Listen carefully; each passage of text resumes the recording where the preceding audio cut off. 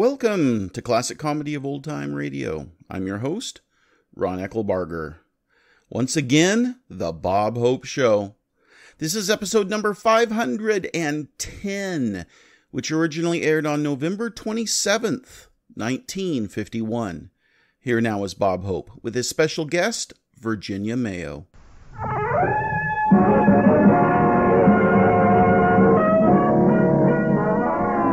Bob Hope Show. Transcribed with Les Brown and his band of renown. Yours truly, High Averback. Our special guest, Jerry Colonna. And Virginia Mayo. And here he is, Bob Hope.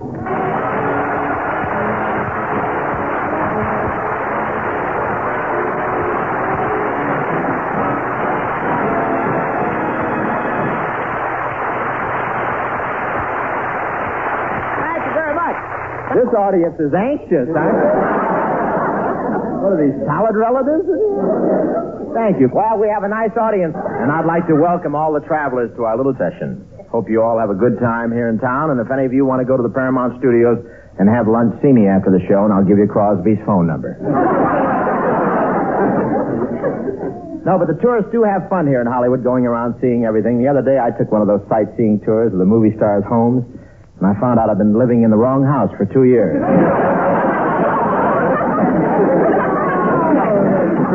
I live in the valley, you know. What a picturesque place. My house is in front of a steep hill, and once a week the garbage man comes and takes it away. And I have oatmeal wallpaper in my bedroom. That's so I can eat breakfast without getting up. The houses down here are so flimsy, the termites don't bother eating them up. They just lean on them and push them over. One house went up so fast, the owner heard a noise above and found 2 northbound ducks trapped in the attic. I saw one house, 5 rooms in the den that was built so fast the bear was still living in the den. I'm going to New York, but I'll also stop off in my hometown, Cleveland, and say hello. I'm an Ohio boy, you know, and whenever I go back there, it's embarrassing the welcome I get. You'd think I didn't intend to pay.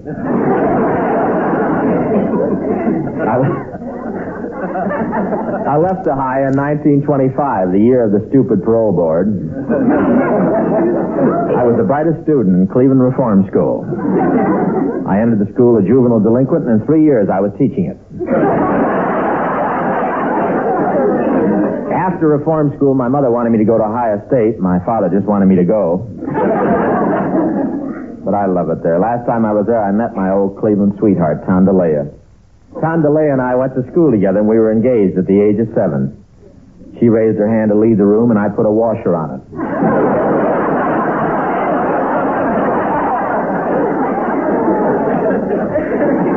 Now, we broke up at the age of 9, though. My father told me about the birds and the bees, and she didn't look like either of them.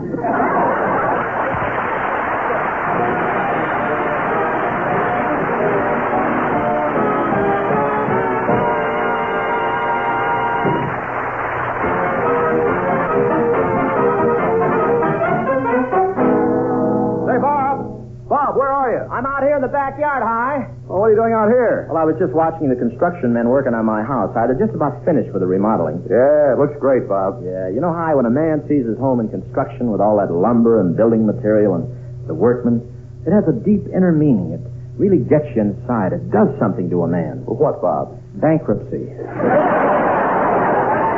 My wallet is suffering from malnutrition. Well, it's certainly going to be a showplace, Bob. What are you doing about refurnishing? Well, I wanted modern furniture, but Dolores wanted early American, so we compromised. Well, what are you getting? Army surplus.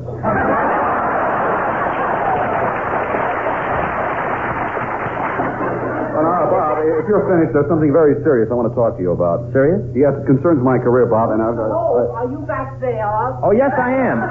Who are you? I'm Ray Cardillo of the Cardillo Travel Agency. They told me I'd find you back here. Well, what can I do for you, Ray?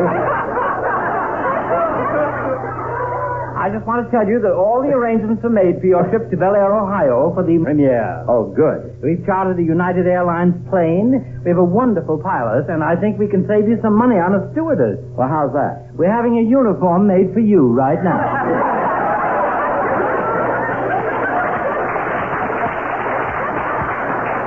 Well, I guess that's all, Mr. Hope. I'll see you at the airport. Bye.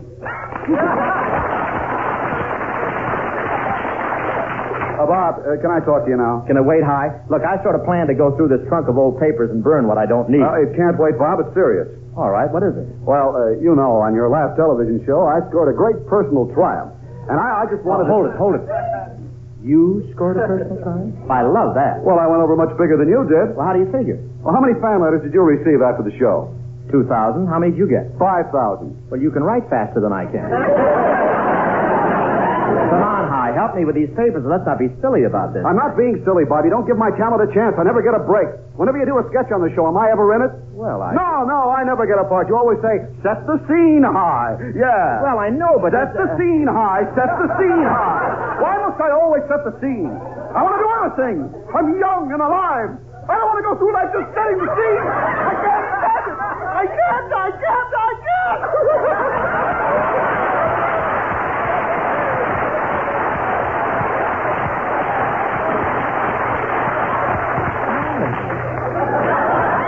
Hi, boy. There's a lot of Betty Davis in you, boy. You're flipping, kid. Now, look, we can talk about this some other time. Help me with this trunk. Now. Well, okay. Got over that quick, didn't you? Hey, Bob, look at this on top. Yeah, that's a picture of me on a bearskin rug in my birthday suit. Hey, you were cute. How old were you when this was taken? 21.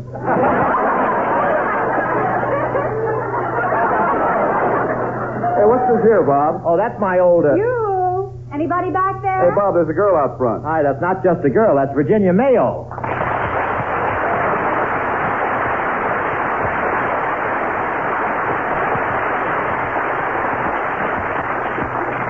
Well, it's nice to see you, Virginia. This is quite a surprise. Well, I was on my way home from the studio. I saw all this work being done, and I was curious. Yeah, it's quite a construction job. We're enlarging the whole thing. You know, when we get through, we'll have much more parking space, and there'll be plate glass windows all along the front. Oh, that's great. The Valley needs another supermarket. Hey, Bob. Oh, I'm sorry. Virginia, do you know High Everback of the Swift Company? No, but I've been wanting to meet him. How do you do? How do you do? Mr. Averback, I can't tell you how much I enjoyed you on the show. I thought it was quite a personal triumph for you. I even sent you a fan letter. Well, thank you. I do hope I get to it eventually.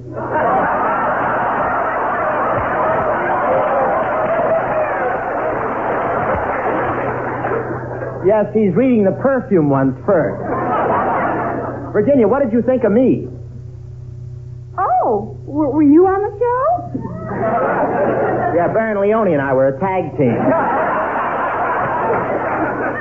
Miss Mayo, I feel that in... Hi, hey, look, ashtray head, get lost, will you? Ashtray head. Oh, success is such a heavy burden to bear.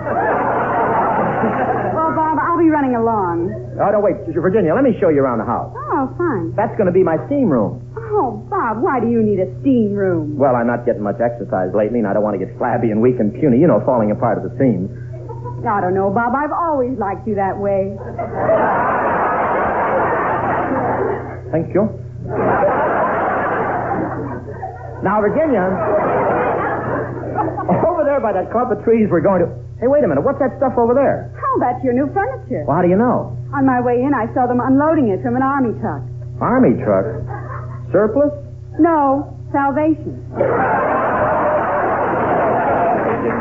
I was just kidding, Bob. Well, I'm so touchy these days. You know, remodeling this house has got me so tired. Well, Bob, my husband and I have a ranch here in the valley. Why don't you come and spend a few days with us? Well, that's awfully nice of Mike, you and Mike, and I really am tired. You know, the bags under my eyes are hanging down so far I have to tuck them under my belt buckle. Well, think it over, Bob. The invitation's good any time. So long. Thanks, Virginia. So long. Gee, maybe I ought to see if I can speed up the work in the house. Where's that contractor? I think I saw him go into the guest house. No, Les Brown's band isn't there. They said they were going to rehearse. I'll check. I raise you $5. I raise you $5. Okay, I call. What have you got? 6 jacks. What have you got? I got 6 jacks, too. But I win. Why? Mine are all spades.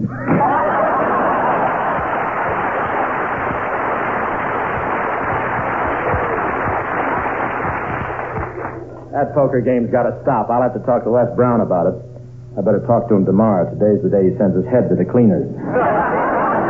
Now, where's that contractor? Oh, there he is, lying under a tree. Hey, I'm not paying you to sleep. What have you got against work? Make such a big hole in the day. Professor Colonna!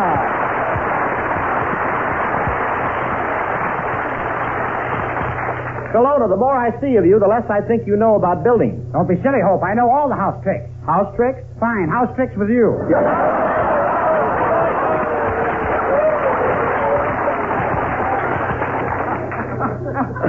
Colonna, did anyone ever tell you your head is vacant? Yes, Hope. Shall we put our heads together and rent them out as a duplex? This is all my fault. I never should have hired you in the first place. Nonsense, Hope. You had to hire a man with my experience. Why, just before I came to work here, I built a swimming pool for a man. A swimming pool? Yes, it was 90 yards long and 2 inches wide. 90 yards long and 2 inches wide. What good is it? Well, it's pretty handy for soaking spaghetti.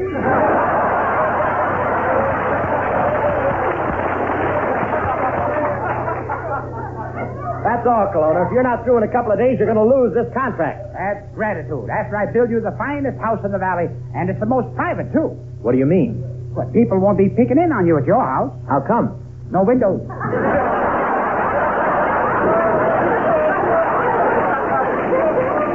Why no windows? No walls.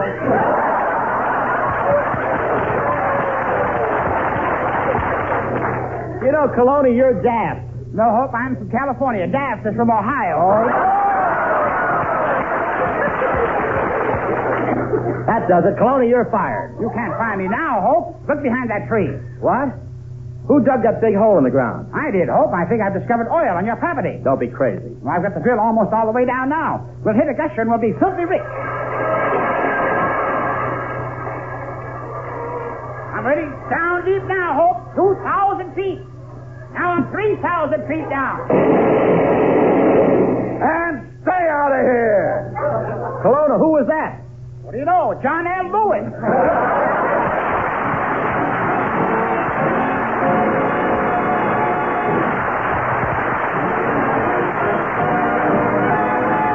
Les Brown plays the introduction of a tune from The King and Oz, done by our singing guest, Miss Virginia Maxey.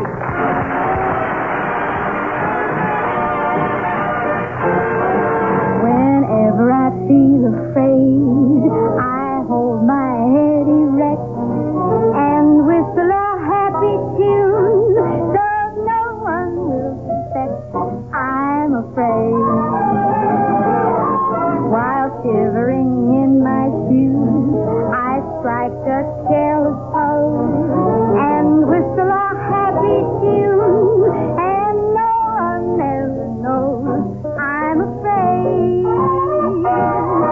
The result of this deception is very strange to tell, for when I fool the people I fear, I fool myself as well. I whistle a happy tune, and every single time the happiness in the tune convinces me that I'm not afraid. Make believe you're brave, and the truth will take you far. You may be as brave as you make believe you are. You may be as brave as you make believe you are.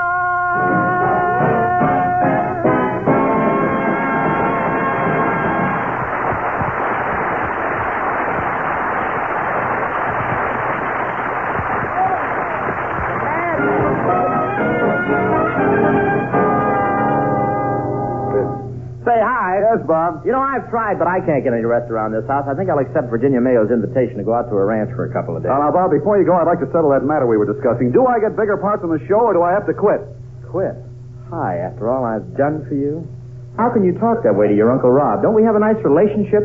Don't you get a nice salary? Don't I drive you to work every day? Don't I blow up your shoulder pads for you? I can't help it, Bob. It's true you've been both an employer and a mother to me, but... Now, wait a minute.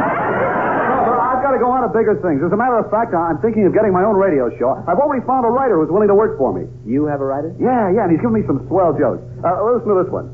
I used to be an old chicken plucker, but I gave it up. Why? Can't make any money plucking old chickens. How about that joke, Bob? Murder, huh? Love to.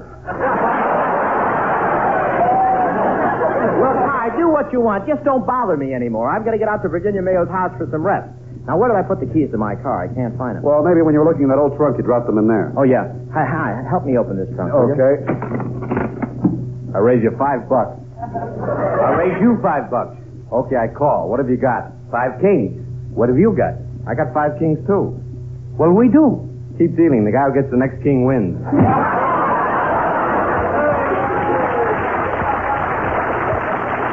I got to get out of here. Don't tell anybody where I am. All right, Bob.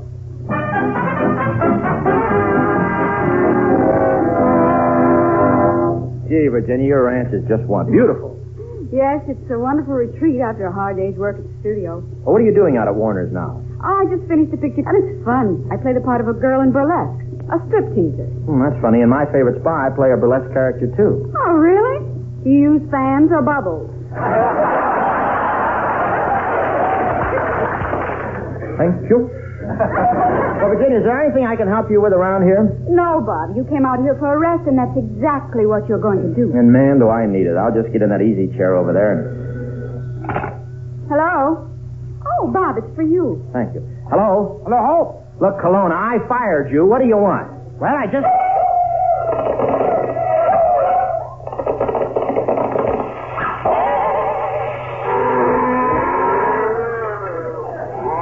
Kelowna, you're supposed to be on the telephone. What's all that noise? Made a horrible mistake, Hope. I used the Buffalo nickel and the operator's an Indian.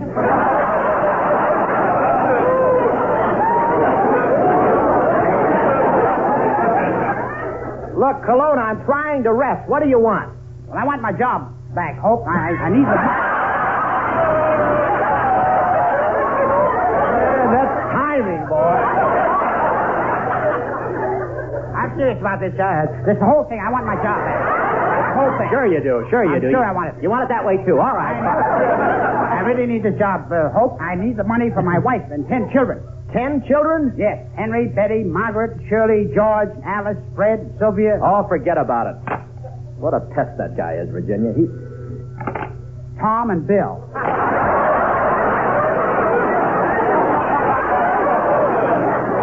See, Virginia, that's what I was trying to get away from at home. Well, you come with me, Bob. I'll show you around the place and you can relax. Okay.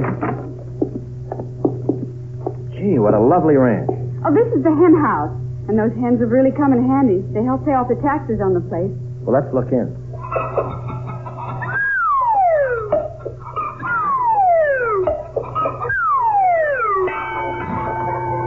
What was that? That was for the government. Gee, that's wonderful. Those hens are a real investment. You mean to tell me you make that much money laying eggs? Don't you?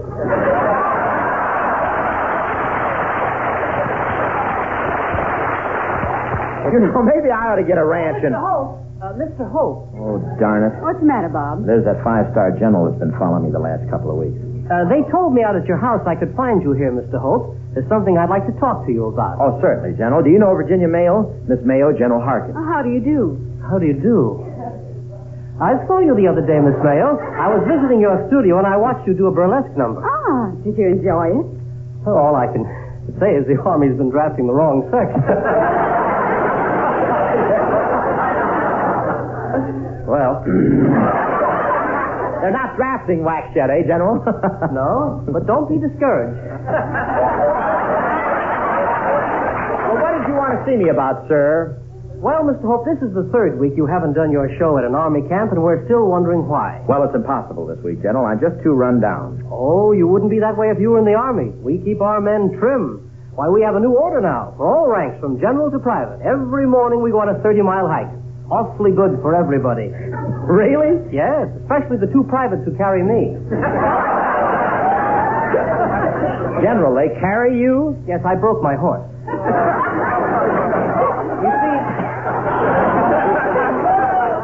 You see, Mr. Hope, I'm not allowed to do any marching because of an old wound. Oh, I'm sorry. What happened, General? Well, it was in the Battle of the Bulge. The Battle of the Bulge? Yes. I got caught between facts.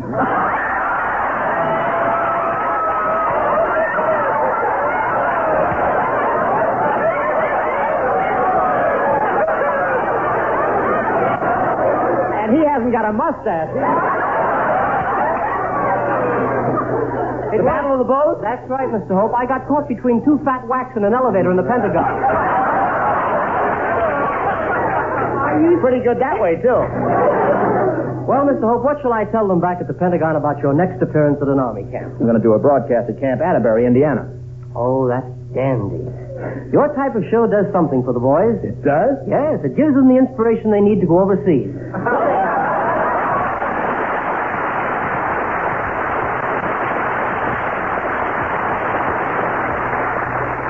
Watch out for those two fat whacks. Come on, General. Virginia, this is maddening. I can't get away from people. Oh, I'll get it. Hello? Hope, hello. Hope, hello. Hello, why are you talking backwards? Put the nickel in upside down. Now, Kelowna, stop beating around the bush. The cat mustache is caught in the mouthpiece. Well, what do you want now?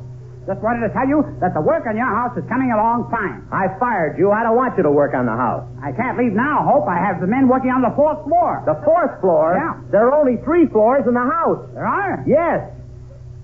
Hey, fellas, you better come down.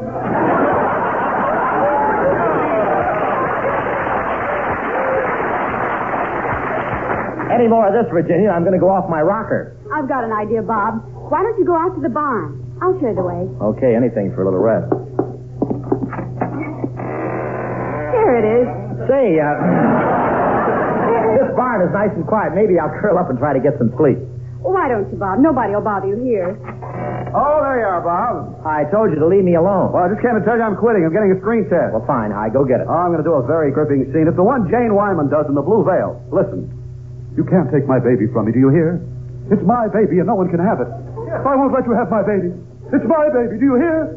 My baby. Oh, what do you think, Bob? I think you need a long rest. Why? Having that baby was much too much for you. Now get out. It's no use, Virginia. I may as well go home. I can't get away from people. Oh, wait a minute. There's one place you could hide where there won't be any people. In the audience? No, why don't you go up to the hayloft? Nobody will find you there. Just climb those stairs, open the trap door, and you'll be shut off from the world. Oh, that's a great idea. So long, Virginia. Now all I have to do is open this trap door, and I'll be all alone. I raise you $5. I raise you $5. Oh, no.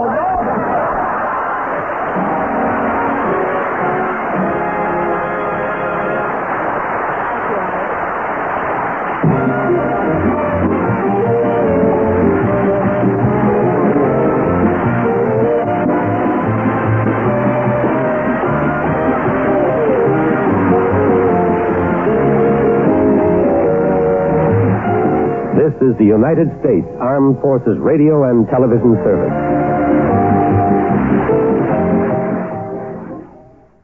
Virginia Mayo was born Virginia Clara Jones in 1920. Right after high school in 1937, Virginia Mayo went into vaudeville for 3 years, where she sang and danced. This led to a role on Broadway in Eddie Cantor's Banjo Eyes in 1941. Soon, Samuel Goldwyn put her under contract. Her first leading role was opposite none other than Bob Hope in the 1944 comedy The Princess and the Pirate. She was also in several movies with Danny Kaye, like Wonder Man, The Kid from Brooklyn, and The Secret Life of Walter Mitty, which is an excellent movie, and so is the remake with Ben Stiller. Anyway, she won critical acclaim for her dramatic performance in the Oscar-winning 1946 film The Best Years of Our Lives. She made a couple dozen movies in the 40s and 50s, and in the 60s she made a few more movies but spent more of her time on TV guest appearances and on the stage. And she kept busy doing this well into the 1990s. Virginia Mayo died in 2005. She was 84. Please send your questions and comments to host@classiccomedyotr.com. Come back next Wednesday for another episode of The Bob Hope Show, and check in on Friday for the next installment of The Life of Riley.